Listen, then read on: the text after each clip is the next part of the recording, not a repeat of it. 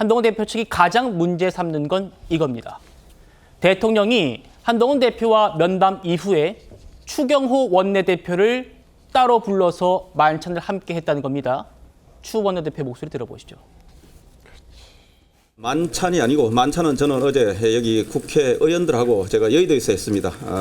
그리고 그 이후에 잠시 연락이 있어서 함께 여러분들하고 있는 자리에 제가 잠시 갔던 것이고, 꼭 저뿐만 아니고 대통령께서 언제 필요할 때 우리 의원들한테 가끔 불시에 연락을 하시면서 간혹 가벼운 자리를 갖는 것으로 그렇게 저는 알고 있습니다. 더 이상 제가 드릴 말씀은 없습니다.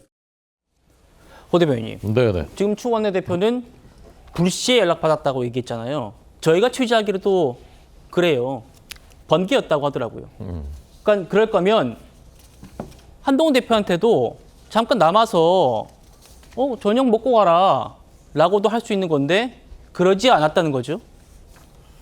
국민들이 제일 바란 그림이 아마 그거였겠죠.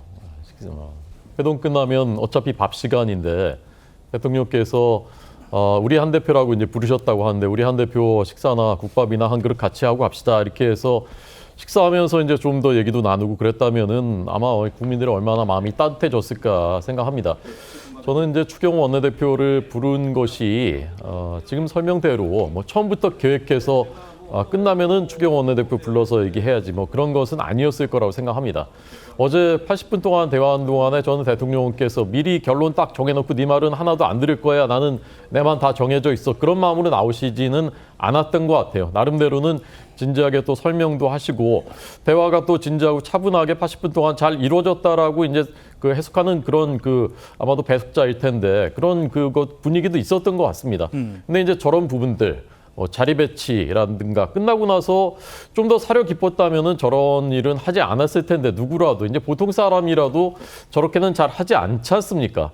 그것을 이제 어떻게 받아들일지 또 국민들은 어떻게 받아들이실지 뻔히 예상이 되는 것들인데 왜 그런 부분에서 좀 더 사려 깊게 대통령께서 만약에 그 추 원내대표 좀 불러서 한번 식사하면 어때 이렇게 했을 때 주위에서라도 좀 말리고 그런 시스템이 돌아가기를 국민들은 원하시는 거 아닌가 그런 아쉬움이 있습니다. 네, 구 변호사님.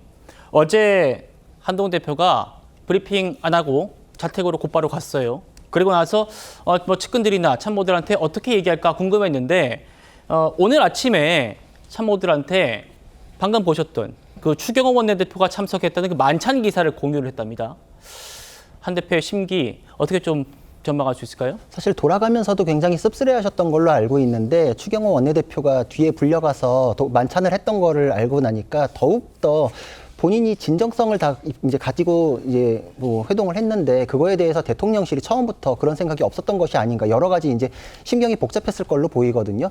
저도 지금까지의 이 논란 중에서 가장 잘못된 부분이 추경호 원내대표를 불렀던 게 아닌가. 국민들께서도 옆에 숟가락 하나 놓는 게 그렇게 어려웠나. 한동훈 대표하고 같이 이렇게 밥 먹었으면은 어떤 성과가 없더라도 성과가 나올 거에 대한 희망을 우리가 가질 수 있었을 것인데 아예 그냥 태도부터가 대화하지 않겠다는 거를 노골적으로 보이는 게 아니냐. 이렇게 해석하시는 분들이 굉장히 많더라고요. 예전에도 뭐 용산에서 원하는 사람이 비례대표에서 탈락하니까 그 사람을 곧바로 어떤 자리에 임명하고 뭐 이런 일들이 있었잖아요.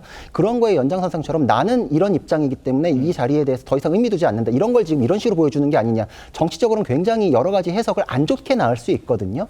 어제 그 자리는 대통령실에서 누구든지 간에 이 자리는 옳지 않습니다라고 말렸어야 되고 추경호 원내대표도 본인이 고사해서라도 그 자리는 가지 않는 게 맞았다. 그리고 그 갔으려면 한동훈 대표를 얼른 다시 불렀어야 되는 게 맞았기 때문에 한동훈 대표가 그 입장에서 이게 더 어려워지는 상황 아닐까에 대한 고민이 굉장히 많았던 것으로 생각이 됩니다. 알겠습니다. 자, 그러면 궁금해지지 않습니까? 윤석열 대통령은 추경호 원내대표를 왜 불렀을까요? 왜 추경호 원내대표를 불렀을까요? 그 이유 지금부터 살펴드릴 내용이 있습니다. 한동훈 대표는요, 어제 아시는 것처럼 김건희 여사와 관련한 3대 요구안을 그대로 전달하면서 이런 말을 했다고 합니다.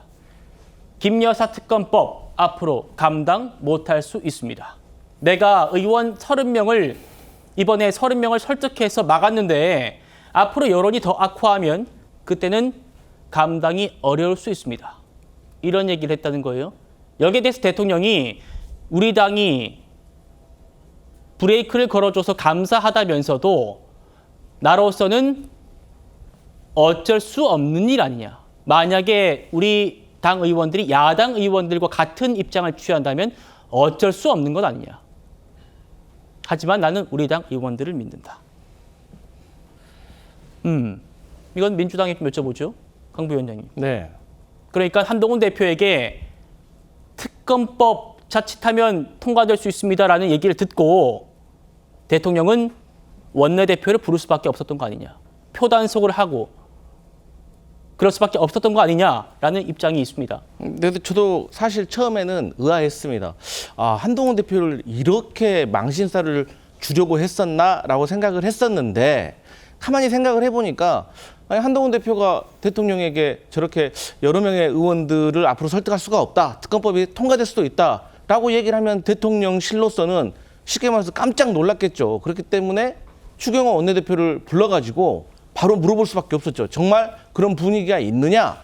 막을 수가 있겠느냐? 어떤 생각이냐?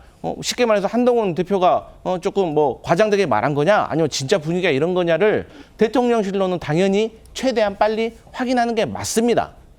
하지만 이제 아쉬운 게 있었다면 그러한 내용들을 조금 비공개로 네. 안 알려지게 했었으면 좋았을 텐데 아. 저게 알려져서 이제 문제가 된 건데 대통령실에서 추경호 원내대표를 불러서 확인한 것은 전 당연한 수순이다 그렇게 봅니다. 예.